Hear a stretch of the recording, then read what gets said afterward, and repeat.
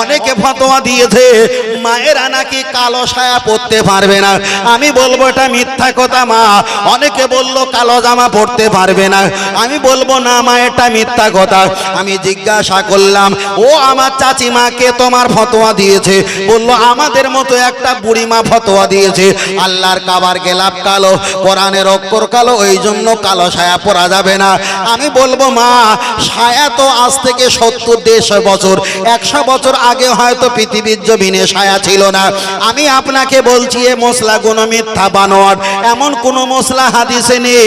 আপনি পড়তে পারেন, তবে হাদিস শরীফে এসেছে লাল, পিত, গেরুয়া, জাফরানি এই 4টে রং পুরুষের জন্য পরা হারাম, কিন্তু মহিলারা সব রংগুলো ব্যবহার করতে পারে। লাল, পিত, গেরুয়া, জাফরানি কটা রং? 4টে রং। আপনি লাল রঙের পরতে পারবেন না, লাল রঙের পোশাকটা পরা হলো হারাম। আপনি গেরুয়া রঙের পোশাক পরতে পারবেন না। আমি খুলে বলছি না অন্য ধর্মীয় মানুষদের তাদের পতাকা হোক আর তাদের পোশাক হোক পরতে পারবে না। দেখা যায় পিত কিংবা জাফরানি পরতে পারবে না। জাফরানি যে রঙগুলো আছে, বৌদ্ধ ধর্ম যারা আছে এক রঙের লুঙ্গি আর এক রঙের কাপড়গুলো তারা পরে গায়ে দেয়, না না মুতাশাব্বা হয়ে যাবে। আল্লাহ নবী এগুলো পরা হারাম করে দিয়েছে। আমি আপনার কাছে একটাই কথা বলছি, ও ছেলেরা আপনাদের কাছে ছোট একটা অংশের বলা যাক, আপনারা হাতে আংটি ব্যবহার করতে পারবেন না, আপনারা হাতে বালা পড়তে পারবেন না, আপনারা হাতে চুড়ি ব্যবহার করতে পারবেন না, আপনারা হাতে ভ্যাসলেট ব্যবহার করতে পারবেন না, আপনারা হাতে লাল কিংবা সাদা রঙের কোনো দড়ি ব্যবহার করতে পারবে না। শুধু হাতে নয় অনেক বোনেরা, অনেক যুবক ছেলেরা ওরা ডান পায়ে বাম পায়ে আবার কালো দড়িও পড়েছে। আমি বললাম ডান পায়ে বাম পায়ে কালো দড়ি কেন পড়েছো? বলছি আমার এক শিরা। তার কারণ হলো যার এক কান কাটা হয় সে আনাচে কানাচে দিয়ে যায়, আর যার 2 কান কাটা হয় সে ভিড়ের মাঝখান দিয়ে যায়। এবার জিজ্ঞাসা করা হোক, আপনি ইউটিউব ইন্টারনেট খুলে দেখো লাল দড়ি কারায় পায়ে যারা কালো দড়ি ভরে, এখন কালো দড়ি পরার উৎসাহিত করেছে কে? যারাই তো বাবা রাত 2:30টার পরে হোটেল থেকে বার হয়, যারাই তো রাত 3টের পরে অপরিচিত ছেলের বাইকে ভালো করে জড়িয়ে ধরে রেখে দিয়েছে, হেলে ধুলে চলে যায়।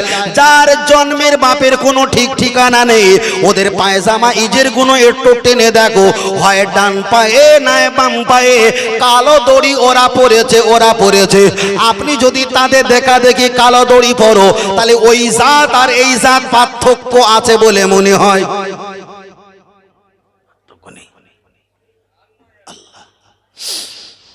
ও আমার জওয়ান যুবকেরা, চলে না গিয়ে যাওয়া যায়, লক্ষ্য করে দেখা যায় মায়েদের মশলা বলছিলাম, মায়েদের আর একটা ফতোয়া মশলা বলে আমি এপারে চলে আসবো। টাইম দেখে ওয়াজ করছি, ওদিকে ছিলাম, এপারে চলে আসবো। যদি কোনো মায়ের সন্তান মারা যায়, সন্তান মারা গেলে মা কি সন্তানের কবর জিয়ারত করতে পারবে? মায়েদের যদি কোনো আব্বা ইন্তেকাল হয়ে যায়, আব্বাজির কবরটা কি জিয়ারত কোনো মেয়ে করতে পারবে? যদি কোনো স্বামী ইন্তেকাল হয়ে যায়, স্বামীর কবর কি স্ত্রী জিয়ারত করতে পারবে? ভাই যদি ইন্তেকাল হয়ে যায়, ভাইয়ের কবরটা কি বোন জিয়ারত করতে পারবে? না। ওই জন্য ফুরফুরা শরীফে মুজাদ্দিদ-ই-জামান পীর আবু বকর সিদ্দিক রহমাতুল্লাহ আলাইহি ওনার মাজারে যাওয়ার ডান দিকে যেখানে ফকির বসে থাকে, একটা পঙ্গু পেনা ফকির ভ্যান গাড়িতে বসে থাকে, ওই যে ফুল গাছের ট্রান্সফরমার কাছে একটা বর্দবা আছে, ওখানে লেখা আছে এখানে আগরবাতি জ্বালাবে না, এখানে ফুল সিন্নি দেবে না, এখানে চাদর দেবে না, এখানে চিল্লা চিল্লি করিবে না, এখানে তোমরা কান্নার রোলবে, এখানে চিল্লা চিল্লি করিবে না, এখানে তোমরা হাজত মান্নত করিবে না, এখানে মহিলারা প্রবেশ করিবে না, এমন করে লেখা আছে। আবার ছোট একটা হলুদ বোর্ড, দাদা পীরের মাজারের ভিতরে একটা ছোট হলুদ বোর্ড রাখা আছে, ওখানেও 6 নাম্বার পয়েন্টে লেখা আছে এখানে মহিলারা প্রবেশ করতে পারবে না। তবে আল্লাহ নবী বলেছেন একটা একটা যদি স্বামী মারা যায়, স্বামী ইন্তেকাল হয়ে গেলে স্ত্রী তার কবরের কাছে যেতে পারবে না, ছেলে মারা গেলে মা যেতে পারবে না, ভাই মারা গেলে বোন যেতে পারবে না, ভাগ্নি মারা গেলে ভাগনা যেতে পারবে না। এক কথায় দেখা যায় ভাগনা মারা গেলে ভাগ্নি যেতে পারবে না। এক কথায় মহিলারা কোনো কবর জিয়ারত করতে পারবে না। এই মশলাটা পালন করেছে কে? ফুরফুরা শরীফে দাদা পীর রহমাতুল্লাহ আলাইহি এই মশলাটা পালন করে বলেছেন, ও আমার ভক্তরা জেনে রেখে দাও, মহিলারা এখানে প্রবেশ করবে না। তাহলে আল্লাহর নবীর কথা আর দাদা পীরের কথার সঙ্গে মিল হয়ে গেছে। আমাদের সমাজে কিছু মূর্খলুপি ভাই আছে, এরা ফুরফুরা শরীফে যখন চান্স পায় না, এরা আজমির শরীফে যাবার জন্য বড় একটা ট্যুরিস্টের গাড়ি ভাড়া করে। 13 দিন আর 15 দিন কিংবা 18 দিন ছেলে মেয়ে বিয়ে বাচ্চা কোলজে সহ গাড়ি ভর্তি করে নেয়। চল দাদা পীরের মাজার যখন জিয়ারাত করা দাদা হুজুর বারণ করেছে, তাহলে খাঁজা হুজুরের মাজারটা তোরে একবার জিয়ারাত করিয়ে নিয়ে আসি। তাহলে দাদা পীরের মাজার জিয়ারাত আল্লাহ নবী নিষেধ করে দিয়েছে, মহিলারা কোনো মাজার জিয়ারাত করতে পারবে না। দাদা হুজুর বলেছেন মহিলারা কোনো কবরে যেতে পারবে না, জিয়ারাত করতে পারবে না। তাহলে কিছু সমাজের মূর্খ ব্যক্তি আছে, এরা যখন দাদা পীরের মাজার জিয়ারাত করা যখন হারাম মায়েদের, এরাই তখন আজমির শরীফে খাঁজা হুজুরের মাজারটা জিয়ারাত করিয়ে নিয়ে আসে। কেন? এখানে তো বলার লোক আছে, ওখানে বলার কেউ নেই, তাই একটু সেরেকটা ওখানে গিয়ে করিয়ে নিয়ে আসে। না না, এটা চলবে না। আল্লাহর কোরআন জানিয়ে দিয়েছে, ইন্না শিরকিলা জুলুমান আযীম, সবচাইতে বড় শিরিক হলো আল্লাহর প্রতি জুলুম করা, আল্লাহর প্রতি জুলুম করা। আম্মা জান আয়েশা সিদ্দিকা বর্ণনা করেছে, তোমার নবীর মাজার শরীফ ছাড়া পৃথিবীর কোনো মহিলারা কারোর মাজার জিয়ারাত করতেই পারবে না। জোরে জোরে বলেন সুবহানাল্লাহ।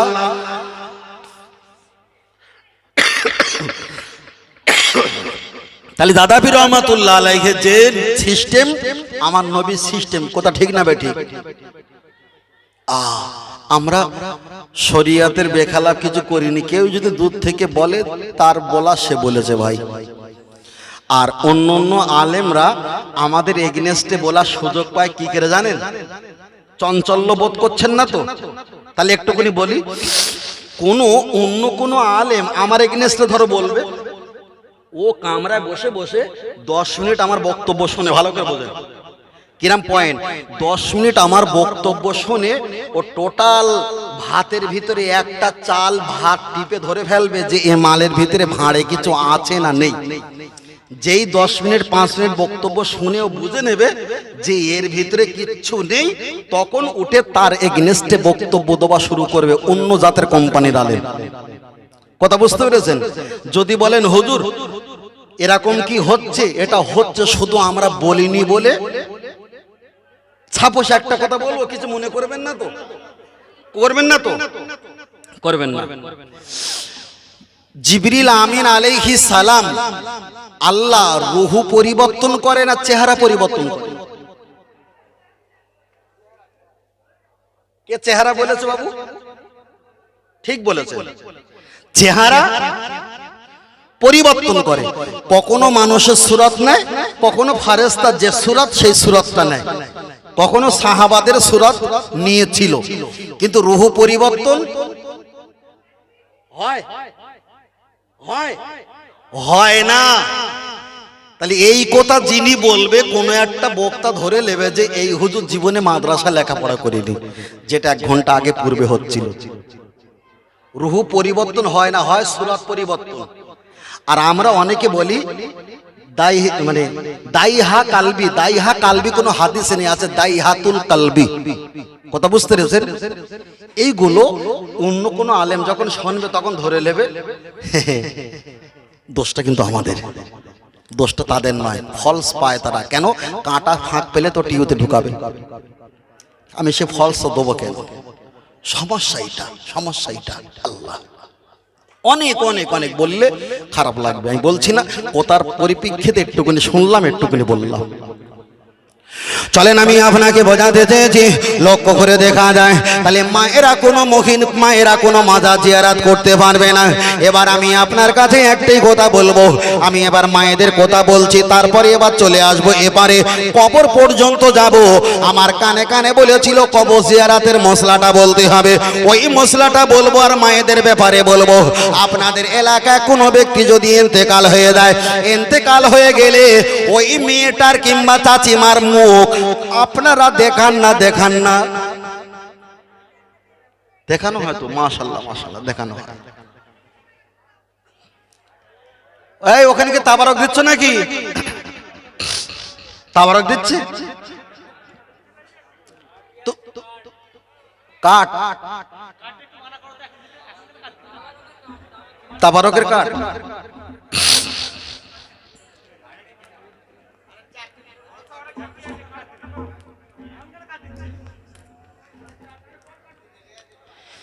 এই রাত দুটোর সময় এত সুন্দর পরিবেশ, এক আল্লাহর রহমত ছাড়ার হতে পারে? আর এটা যদি আমরা একটু নিজের ভুল করি, এটা কিন্তু রহমত উঠে যাবে, একদম রহমত উঠে যাবে। কোনো ব্যক্তি যদি নিয়ত যদি ভালো থাকে, সন্ন্যওয়ালা নিয়ত থাকে, আল্লাহর রহমত থাকবে। এর ভিতরে এমন কাজ করবেন না যাতে আল্লাহর রহমতটা পালিয়ে যায়, বুঝলেন না? এমন কাজ করবেন না। চলেন আমি যে কথা বলছিলাম, এখন আপনাদের এলাকায় কোনো চাচিমা ইন্তেকাল হয়ে গেলে চাচিমার মুখ দেখানো হয়। এটা শুধু আপনাদের এলাকায় নয়, টোটাল বাংলা বহু জায়গায় এরকম চলছে। আমি আপনার কাছে একটা প্রমাণ দিতে চাই। আল্লাহর কোরআন জানিয়ে দিয়েছে, একটা মহিলার মুখ, একটা মহিলার কথা, একটা মহিলার জবান, একটা মহিলার পরিচয়। আল্লাহর কোরআন বলেছে 14টা পুরুষের সঙ্গে হতে পারে একটা মহিলার চেহারা। 14টা পুরুষ দেখতে পারে, 14টা পুরুষ দেখতে পারে। তার ভিতরে কটা নাম বলছে? এক নম্বরে হলো নিজের স্বামী, দ্বিতীয় নম্বরে হলো নিজের ছেলে, তৃতীয় নম্বরে হলো নিজের ছেলের ছেলে, তারপরে হলো নিজের চাচা, তারপরে হলো নিজের মামা, তারপরে হলো নিজের ভাই, তারপরে হলো নিজের ভাইপো, তারপরে হলো নিজের মেয়ে বিয়ে দিয়েছেন, ওই মেয়ের সন্তান হয়েছে, বিয়ে করেছে, ওকে বলা হয় নাত জামাই। এনার সঙ্গে কথা বলতে পারে। আবার যদি নিজের আব্বা ইন্তেকাল হয়ে যায়, মা যদি নতুন কোনো স্বামীকে বিবাহ করে, এই মেয়েটা নতুন স্বামীকে, মায়ের স্বামীকে বাপ বলতে পারবে, তার সঙ্গে আদান প্রদান কথা বলতে পারে। এমন করে আল্লাহর কোরআন 14টা পুরুষের কথা বলেছে। এবার আপনার কাছে একটু আগিয়ে যায়, আল্লাহর কোরআন যদি 14টা পুরুষের সঙ্গে মুখ দেখানোর কথা আল্লাহর কোরআন যদি নির্দেশ দেয়, আপনাদের এলাকায়, আমাদের এলাকায় মায়েরা ইন্তেকাল হয়ে যায়, ইন্তেকাল হয়ে গেলে একজনকে আমরা বসিয়ে দেই, তুমি মুখটা খুলে দেবে, আবার যখন বলবো মুখটা তুমি ঢাকা দেবে, আবার যখন বলবো খোলো আবার তুমি খুলে দেবে। হিসাবটা করেছেন যে কোরআন বলেছে 14টা পুরুষ দেখতে পারে। অটোওয়ালা, টোটোওয়ালা, বাইকওয়ালা, সাবমার্সেলের দোকান, পাথরের দোকান, বিভিন্ন কোম্পানির লোক আপনার বাড়িতে এসেছে, বিভিন্ন মানুষগুলো, ড্রাইভারগুলো, আপনার বন্ধুর বন্ধু, তারাও আপনার চাষিমার কিংবা মায়ের মুখ তারাও দেখে বিদায় নিয়ে চলে গেছে। যেখানে আল্লাহর কোরআন বলেছে 14 জন, সেখানে আপনি যেখানে আল্লাহর কোরআন বলেছে 14 জন, সেখানে আপনি দেখিয়েছেন শত শত ব্যক্তিকে। এবার আপনি বলেন, আল্লাহ নবী হাদিস শরীফে বলেছেন আদাইয়ুসু লা ইয়াদখুলুল জান্নাহ, ওই ব্যক্তিটা জীবনে জান্নাতে যেতে পারবে না যে ব্যক্তিটা নিজের স্ত্রী, নিজের পরিবার, নিজের পরিজনকে পর্দা থেকে হেফাজত করতে পারে না, বেপর্দা থেকে হেফাজত করতে পারে না, মানুষের মুখ থেকে আড়াল রাখতে পারে না, ওই ব্যক্তি হলো দায়ুস। ওই দায়ুস ব্যক্তি কখনো জান্নাতে যেতে পারে না। আবার একটা বিধি ব্যারাম আমাদের সমাজে চালু হয়েছে, উঠোনে কিংবা দাবায় হাজার হাজার মানুষ মুখ দেখে গেল, এখানে কোনো পর্দা ছিল না। ওই চাচিমাকে নিয়ে যখন কবরে যাওয়া হবে, ইমাম সাহেব কিংবা আলেম মাওলানা বক্তা সাহেব তোলা থেকে একটা গামছা কিংবা রুমাল দিয়ে দেবে, আর উপরে একটা কালো কাপড় টাঙিয়ে দেবে।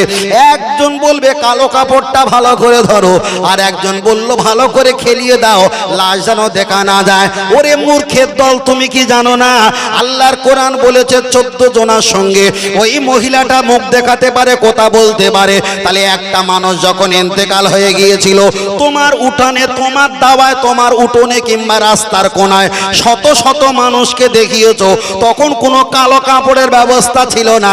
এবার 5টা কাপড় তাকে লাট ফিটিং করা হয়ে গেছে, এবার কবরে শুইয়ে দেওয়া হচ্ছে, তখন এবার কালো কাপড়ের আমদানি হয়েছে, ঠিক না বে ঠিক? এ মূর্খ সমাজকে কবে পরিবর্তন করব? তাহলে আগে কি হয়েছে? এবার তুমি ঘর ধরিয়ে দাও, তারপরে কি হয়েছে? পানি দাও। সিস্টেম তো এটাই তো। তাহলে আগে শত শত মানুষকে দেখানো হয়েছে। আপনি বলেন দিনই ছোট হুজুর পীর কেল্লা রহমাতুল্লাহ আলাইহি, হুজুরদের তো অনেক আগে, ওটা ছেড়ে দিলাম। পীর আল্লামা মেসলাক হুজুর পীর কেল্লা রহমাতুল্লাহ আলাইহি, আরো যারা হুজুর পীর সাহেব হুজুর যারা ইন্তেকাল করেছেন, তাদের স্ত্রীরা অনেকে ইন্তেকাল করেছেন। আমরা গেছি, জানাজা পড়েছি, আমাদের মুখ দেখতে দিয়েছে, মুখ দেখতে দিয়েছে।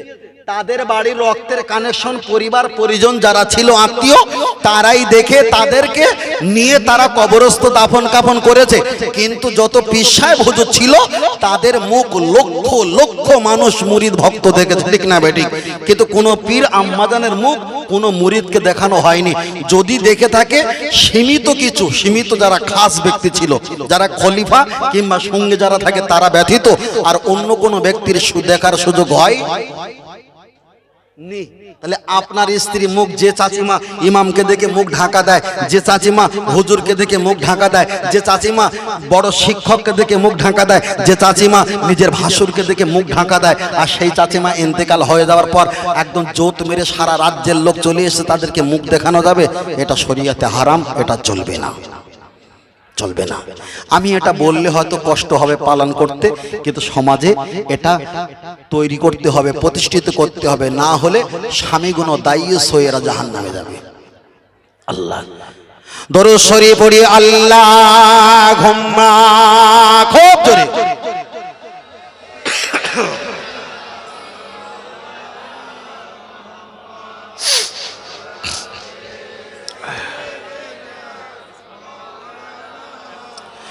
আরো জোরে, আল্লাহুম্মা সাল্লি আলা, জোরে জোরে পড়ো না, ওয়া আলা আলি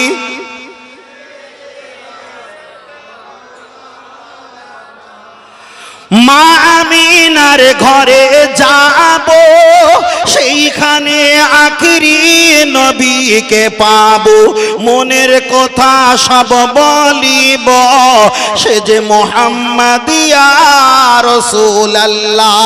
আল্লাহুম্মা সাল্লি আলা, জোরে, মাশাআল্লাহ মাশাআল্লাহ, ওয়ালা আলি সাইয়্যিদিনা। এবার এটা তাকবীর দেন, নারে তাকবীর। হয়নি মোস্তাকিন ভাই, বালিশ নিয়ে এসো, ঘুমাত দেই। আর একটা জোরে তাকবীর, নারে তাকবীর। হয়নি। আপনাদের চাইতে মায়েদের গলার আওয়াজ বেশি। যদি বলেন প্রমাণ দেন, একটা হাঁস কিংবা মুরগি পরের বাড়ি যাক, আয় আয় গোড় গোড় আটি আটি বলে এত চিল্লাবে, হাঁস রেগে গেলে ধরতে সবে তো গেলাম, এত চিল্লাচ্ছে কেন? কত বুঝলেন না? মায়েদের বিশাল বেগ গলার আওয়াজ। ওদের গলার আওয়াজ হয় দুটো কারণ, বিজ্ঞান সায়েন্স বলছে। একটা হলো ওরা যখন হাঁড়ি কড়া মাকে সকালবেলা মাঝে, ওদের বুকের এক্সারসাইজ হয়, বুকে কোনো চর্বি জমে না। ওরা যখন ঝাড়ু দেয়, বুকের এক্সারসাইজ হয়, বুকে চর্বি জমে না। আর যুবকেরা এরা তো কাজকর্ম করে, গালে কিছু থাকে, এদের হার্টের সমস্যা বেশি, ওই জন্য গলার সমস্যাটা বেশি। আগে পুরুষ মারা যায় না, আগে নারীরা মারা যায়? পুরুষ মারা যায়। আমি যা করতে মানে বেগুন বাড়ি হচ্ছে ভাই। হ্যাঁ, বলতে এত হুজুর ওয়াজ করে গেল, কি সুন্দর রং ঢং দিয়ে, আর এ শালার হুজুর কোথায় পেয়েছিস তোরা? বলবে না? সমস্যা না, ছাদ থেকে লাফ মারছেন, আমি আই লাভ ইউ বলতে পাচ্ছি না, কেন আপনার তো ক্ষতি হচ্ছে। তাই একটু পিছন থেকে জামা টেনে কটা ফতোয়া মশলা শিখিয়ে দিলাম, এই সিস্টেমে ধর্ম পালন করো, এই সিস্টেমে চলো, এইভাবে চললে জাহান্নামে যাবে, এটাই বলেছিলাম। তাহলে আটে তাকবীর হোক, নারে তাকবীর। আহলে সুন্নাত আল জামাত সিলসিলা হক ফুরফুরা শরীফ হয়নি, মদিনা মক্কা শরীফ, মদিনা মক্কা শরীফ, আল কোরআনের আলো, আল হাদিসের আলো। নারে তাকবীর, নারে তাকবীর। মাশাআল্লাহ। একটু গরম হয়েছে তো, একটু গরম হয়েছে, তাই না? প্রতি মানুষের গলার অবস্থা খারাপ, রেগে বলে মধ্যাহ্ন কথা বলবো না তো কখনো। বড় ভাই একটু আসেন দিদি, এদিকে এদিকে চলে, এদিকে। আচ্ছা ঠান্ডা কি তোর লিগে সব শুধু নাকি? হ্যাঁ, ওই হলুদ ফুল দাও, সাদা ফুল আর লাল ফুল দাও চট করে, আর সবুজ ফুল দাও। এই সাদা কোনটা, লাল, এই সবুজটা। শাশুড়ি কিন্তু দেখতে পাচ্ছি, বলো মাশাআল্লাহ মাশাআল্লাহ মাশাআল্লাহ। একদম চুপ করে বসো, কারোর সঙ্গে কিছু বলো না, চুপ করে বসো। মাশাআল্লাহ। তাহলে একটা গজল বলি বাবা। আচ্ছা, বলতে বলতে 1.5 ঘন্টা হয়ে গেল, কি করে একটুখানি, হ্যাঁ ওইটা শোনার জন্যই বলছিলাম, যে আরেকটা চালাও, একটু চালাও। আপনার ঝিগড়া বাস স্ট্যান্ড তো, বাস স্ট্যান্ড লক হয় কত, রাত 8টায় না 7টায়? 11টায়। তারপরে গাড়ি কি আর যায়? তখন বাজে কটা, 3:30। এরপরে কটা, 4টে। এবার তো বাস দাঁড়াবে, একটু রেস্ট নেবে, ঘুমাবে, আবার কালকে শুরু হবে। তা এখন চালাও বললি হবে? কেস খেতে হবে, তো কেস খেতে হবে না, না এখন হবে না। আর যারা বলছে চালা, ওরা গোশ বেশি নিয়েছে, বাড়ি ঘুমানোর জায়গা নেই, লোকের কুটুমের আমদানি, ওদের কথা নিলে হবে? ইয়া রাসূলুল্লাহ, ইয়া হাবিবাল্লাহ, গজল হবে না? হবে না, হবে তো। মাশাআল্লাহ। বললো ইয়া রাসূলুল্লাহ, ইয়া হাবিবাল্লাহ, জোরে জোরে ইয়া রাসূলুল্লাহ, আরো জোরে ইয়া রাসূলুল্লাহ। ওই আওয়াজ তাবারকের টিকিট বিল হচ্ছিল একটু আগে, আর ওই আওয়াজ জোরে জোরে। বাবা ছোটবেলা পড়েছি না, আমরা জানি না। ও যা না বলছে তাতে 3বার শুধু দোলা হচ্ছে, যা দোলা কম, হুজুর শুধু হেঁটের গুতো মারছে। পড়া হোক আর না হোক দুলতি হয় ভাই, বুঝেন না? বললো ইয়া রাসূলুল্লাহ, ইয়া হাবিবাল্লাহ, জোরে জোরে ইয়া রাসূলুল্লাহ। গোলাপ নিলাম, এই গোলাপ ফুল আছে দেশে দিকে। এই এসে থেকে নাম, তুই এসে থেকে নিচে নাম, এই উঠ, গোলাপ দাও।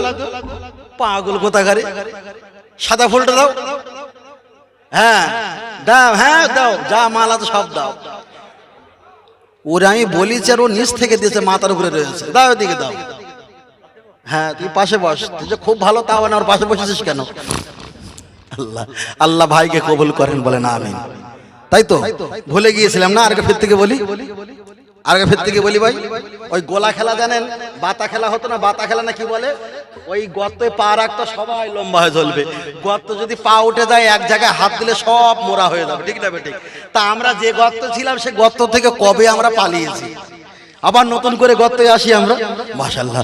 বললো ইয়া রাসূলুল্লাহ, ইয়া হাবিবাল্লাহ, জোরে জোরে ইয়া রাসূলুল্লাহ। গোলাপ নিলাম, গাধা নিলাম,